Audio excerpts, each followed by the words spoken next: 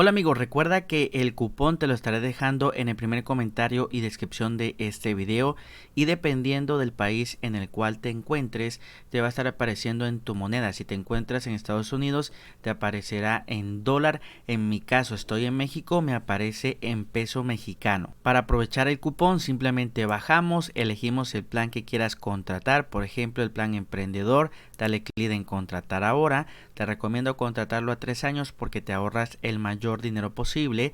Dale clic abajo, ir al carrito, y recuerda que te estarán regalando un año de dominio 100% gratis, y aquí debes escribir el nombre del dominio que quieras registrar. Después dale clic a esta lupa de color azul para verificar que el dominio esté disponible y te aparecerá así: dominio disponible. Dale clic abajo, adicionar dominio, y listo. Aquí ya no movemos nada. Como puedes ver, acá nos aparece ya el cupón que se está aplicando.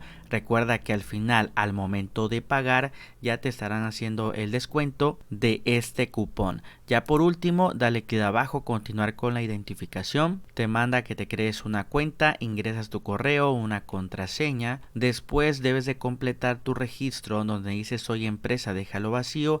Ingresa todos tus datos y dale clic abajo, continuar al pago, y aquí elige el método de pago que más te guste. Por ejemplo, tarjeta de crédito, debes de ingresar tus datos de tu tarjeta, y ya por último dale clic en finalizar compra para que ya se procese tu pago, y listo. De esta manera amigos es como tú puedes utilizar este cupón de descuento. Recuerda que tengo un tutorial donde te enseño cómo funciona el panel de control en HostGator en español. El video te va a estar apareciendo en este momento en pantalla para que le des clic y puedas ir a ver el tutorial.